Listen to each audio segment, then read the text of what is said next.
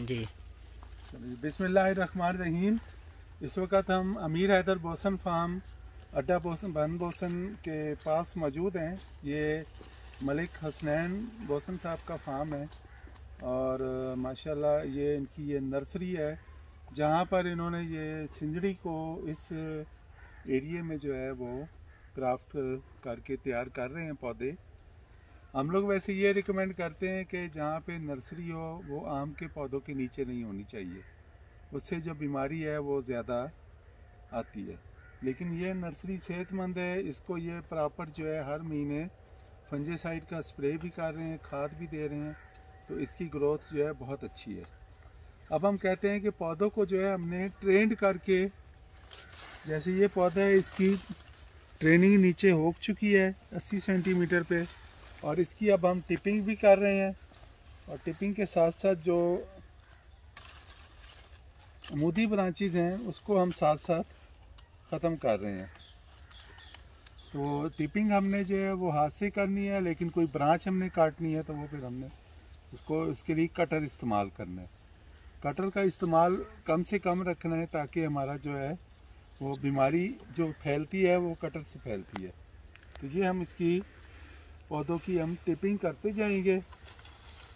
इन पौधों को जब हम शिफ्ट करेंगे तो ये पौधे माशाल्लाह इस वक्त 5 फुट 6 फुट के पौधा है, हमारे कद के बराबर आ गया है 5 फुट का पौधा।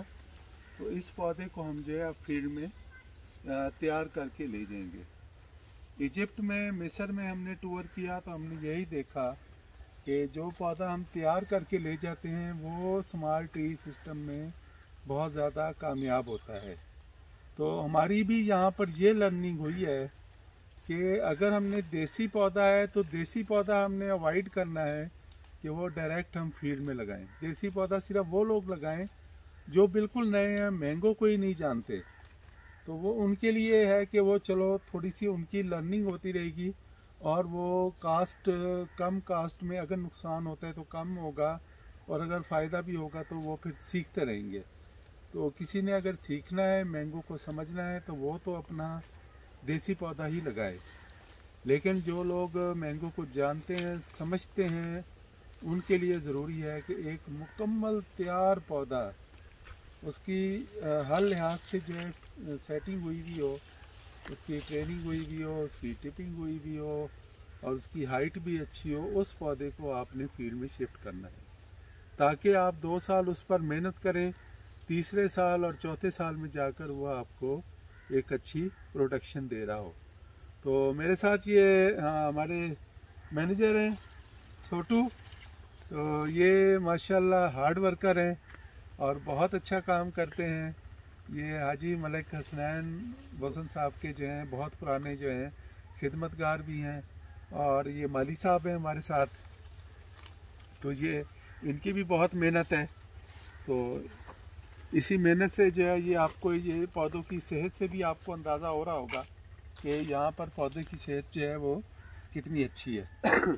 तो यहाँ पर हमने जितने भी कोई अगर बीमार पत्ता था, शाख थी या पौधा था, तो उसको भी हमने 8 इंच 4 इंच या 6 इंच पीछे से फ्रेश शाख के साथ जो उसको हम काट देते हैं और उसको काट के या दूर फेंक देते हैं या ज़मीन में दफन कर देते हैं।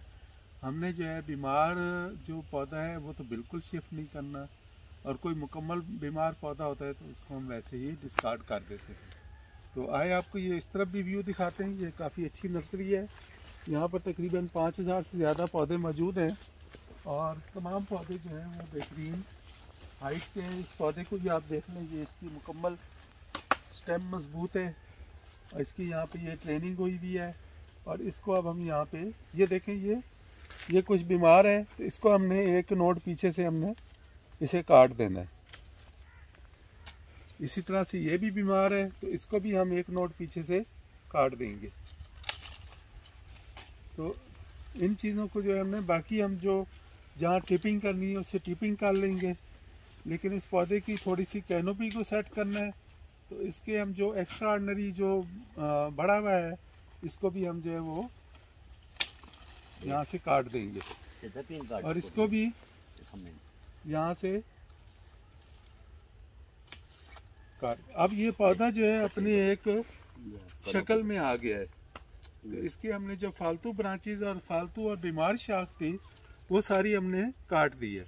अब आप काटने के बाद जो है आपने यहाँ पर फंजीसाइड का स्प्रे लाजमी ही करना होता है, ताकि जो है बीमारी कोई है तो वो मज़ीद ना फैले और कोई बीमारी बाहर से आए ना। Thank you very much. यहाँ से हम आपसे अभी बहुत शुक्रिया आपका दोस्तों का। हम यहाँ से इजाज़त चाहेंगे। हमारा नंबर स्क्रीन पर आ रहा है, अमीर हैदर बोसन फार्म से। अब आपसे इजाज़त चाहेंगे यहाँ से नर्सरी से। Thank you very much. खुदा हाफ़िज़। इस वक्त हम आपको एक जो ग्राफ लगाना है तो उस ग्राफ का जो है सिलेक्शन का वो तरीका बता रहे हैं कि ये देखें, ये काट रहे हैं, इसको ये काट लिया। आप इसको बना के दिखाएं, किस तरीके से बनाएंगे आप? बना जी। ये हमने 2 ग्राफ्ट जो हैं निकाले हैं। ये अमीर हैदर बोसन फार्म के नर्सरी है वहाँ पर। तो ये इन्होंने ये सिलेक्शन की है और अभी हम ये बताएंगे कि इसमें इसको किस तरीके से इन्होंने तैयार किया है। एक तो आपने जो भी बर्ड लेनी है वो बीमार पौधे से नहीं लेनी और बीमार पत्तों वाली जो है आपने बिल्कुल नहीं लेनी। पत्ते सेहतमंद हों और उसको आपने सिलेक्शन करनी है। आपका जो औज़ार है वो भी स्टरलाइज होना चाहिए, यानी उसे आपने एक दफ़ा फंजीसाइड के साथ डिप किया हुआ हो। ये आप इसके पत्ते काट के इसको दिखा दें जी मुकम्मल। अब ये आपके हिसाब से तैयार है, इसको अब छील के तैयार करें। इसको हमने जो साइड ग्राफ्ट करना है।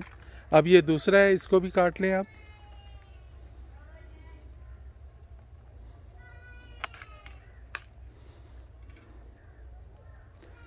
ये पत्ते जो हैं आपने इसी तरीके से काटने हैं, कैंची से जैसे काट रहे हैं।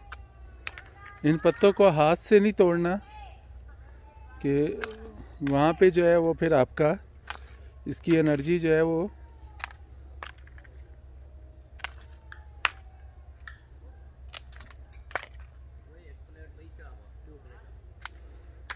यह आपका जो ग्राफ्ट है वो तकरीबन 8 इंच से 10 इंच का होगा, जिसको आप आगे छील कर और फिर इसकी वेज ग्राफ्टिंग करेंगे या साइड ग्राफ्टिंग करेंगे। तो दोनों सूरतों में जो है ये आपके काम आएगा। ये आपको आज ये नर्सरी में हम मौजूद है तो नर्सरी के मुतालिक जो है जो भी बातें हैं वो आपको बता रहे हैं। ये आप देख लें। अब इसको जो है हम इसकी जो लंबाई है इसको हम 8 इंच तक रखेंगे, 8 से 10 इंच। ये माली साहब हैं, इनके हाथ में ये दोनों इस वक्त ग्राफ्ट मौजूद हैं, आपको देख भी रहे हैं। अब आपको एक और चीज़ दिखाते हैं। ये कि आए माली साहब, यहाँ पर हमने ये एक सिलेक्शन की है कि इसकी हमने ये वाली है बर्ड। अब ये हमने एक सिलेक्ट कर लिया कि ये बर्ड हमने उतारनी है। इसका एक और तरीका है जो कि बहुत कम दोस्तों को पता है और बहुत ज़बरदस्त तरीका है कि हम इसकी जब सिलेक्शन करें तो इसके हमने ये पत्ते रिमूव कर देने हैं। दिखाएं, ये दरख्त पे ही लगा हुआ है लेकिन इसके हमने पत्तों को रिमूव कर दिया है।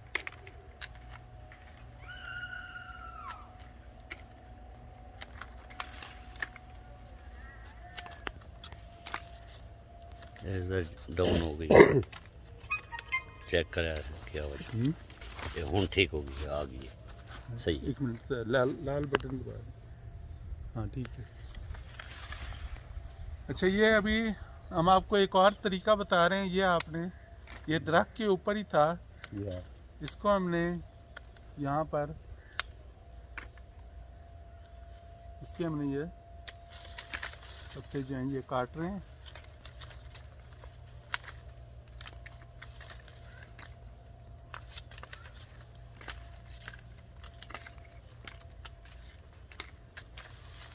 अब ये आपको ये आपकी एक ग्राफ्ट है जो कि हमने लगाना है, लेकिन ये दरख्त के ऊपर ही है। इसको अभी हम जो है यहाँ पे छोड़ देंगे। इसको 1 हफ्ते के लिए छोड़ेंगे, ये अपनी दरख्त से एनर्जी लेता रहेगा और ये बड थोड़ी स्वेल हो जाएगी। और इस स्वेल हुई हुई बड को जब हम काट कर और लगाएंगे तो वो एक तो बेहतरीन और कामयाब ग्राफ्ट होगा, और वो ग्राफ्ट जो है आम ग्राफ्ट की निस्बत जो है वो बहुत तेज़ी से जो है वो ग्रो करेगा, उसकी ग्रोथ जो है वो बहुत अच्छी होगी। तो हम इसमें अब इसके पत्ते यहाँ पर नहीं है, लेकिन इसकी एनर्जी जो है, एनर्जी इसमें फुल आ रही है, पीछे से खुराक मुकम्मल आ रही है। और ये खुराक जो है हमें, ये इसकी जब स्वेलिंग होगी और ये स्वेल बड को जब हम काट कर और इसको ग्राफ्ट लगाएंगे तो वो जो आपका है ग्राफ्ट वो बहुत ज़्यादा अच्छे तरीके से चलेगा, ज़्यादा कामयाब ग्राफ्ट होगा। तो शुक्रिया। इधर से ये नर्सरी का आज हम सारा चेक कर रहे हैं कि नर्सरी में हमने जो है वो ग्राफ्ट कैसे लगाना है। जो नर्सरी में पौधे ट्रेंड थे वो आपको पहले हमने बताया है कि वो कैसे करने हैं। नर्सरी में हमने फर्टिलाइज़र कौन कौन सी देनी होती हैं, और नर्सरी में हमें फंजीसाइड जो फर्टिलाइज़र और फंगस है उसका हमने ख़ास ख्याल रखना होता है।